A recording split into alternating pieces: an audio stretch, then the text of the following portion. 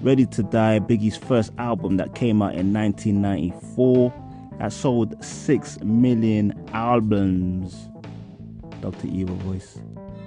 And the singles of this album had Big Poppa, The Warning, and the One More Chance remix, which had like all the cameos from everybody in the industry, from Mary J. Blige, to Heavy D, to a whole bunch of people. So those were the singles, wicked singles. Big Poppa was probably my first Biggie song I knew of his. Probably the only song I knew of his before he actually died. And yeah, still one of my favorite rap songs of all time.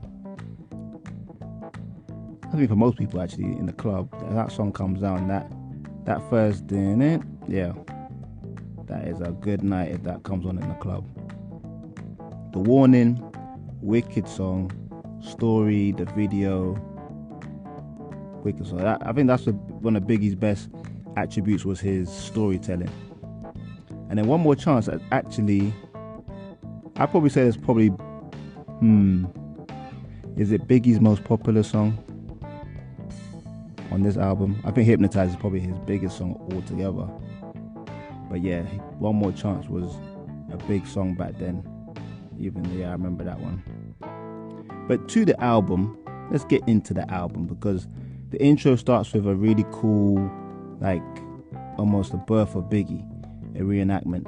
And then the first track, which was really creative, and then the first track was One More Chance, the original, which for me, when I first had this album, which was years after it came out, but I was a young teen, that was my song. The old Biggie Give Me One More Chance song. The verses, the chorus, it was a wicked way to start the album.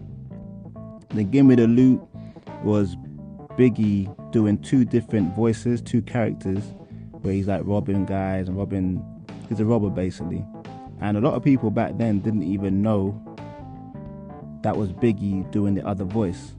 I'm not sure if I knew at the time. I probably didn't, because I was just a little kid. But then that was a wicked song, grimy song. That's the song that Biggie wanted to be one of his singles. He didn't want Big Poppa, I think, to go out. No, he didn't want Juicy to go out, sorry. Juicy was one of the other singles. He didn't want Juicy to come out. He wanted Give Me the Loot to be his first single, because it was grimy. Back then, being commercial wasn't a cool thing to be. It's not like today's age, where everyone's super commercial. Back then, to be commercial wasn't cool. That's why Will Smith was always looked down on in the hip-hop community, because he went pop like in the late 80s. But anyway, the next song, I think, which is a notable song on the album, was The What. And that had the only feature on the album, which was what's the name? My guy, Method Man. My guy, Method Man. He was on that song. So him and Biggie went back and forth on that. And Me and My Bitch, sorry for the cursing, but the B word. Yeah, that song was wicked. So that's one of my favorite songs on the album. Again, it's storytelling. Biggie, very good at storytelling. And at the end, his girl gets killed because of his criminal kind of lifestyle. But you know what? This album was wicked. But the last track, Suicidal Thoughts, Suicidal Thoughts, I still think that it was before its time, and an unbelievable song. Like Biggie, if you don't know it, Biggie calls Puffy middle of the night, and he's just talking about how he wants to kill himself. And back then, that wasn't something I heard in rap a lot. You hear that sort of stuff a lot now in today's young rappers, glorifying it. But Biggie wasn't necessarily glorifying it.